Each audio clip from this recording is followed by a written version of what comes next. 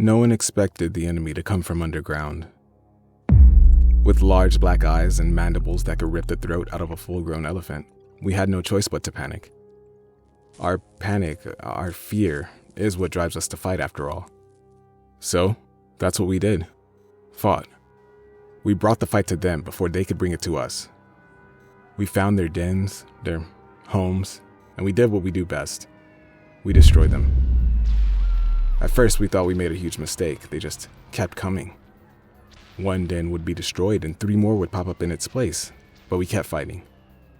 Some of those in leadership wanted to try to communicate with them, hoping we could reach some sort of an agreement, but how do you talk to monsters?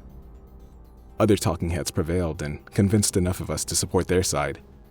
Squash the bugs, they yelled, chanting it on the streets day and night, first as dogma, and then as tradition.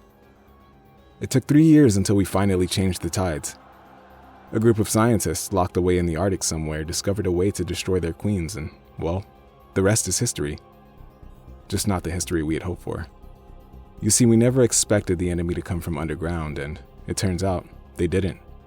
We couldn't bother listening to these so-called monsters because, well, we were scared of them, and we panicked.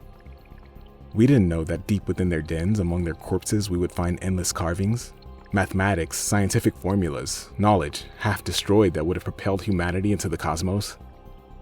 Now, only pockets of us survive. We used their dens to run and to hide, but how could we have known? How could we have guessed that they were here to save us? We were so wrapped up in our own hubris, we never saw the real threat coming. The creatures from above who live in shadow, the media labeled them. Not a very catchy title, but not as though we had time to debate it either. The funny thing is, we still don't even know what they look like, the true enemy. Meanwhile, they've already wiped half of us off the planet. At this pace, we'll probably never know. But maybe that's for the best. After all, it's our fear that got us here in the first place.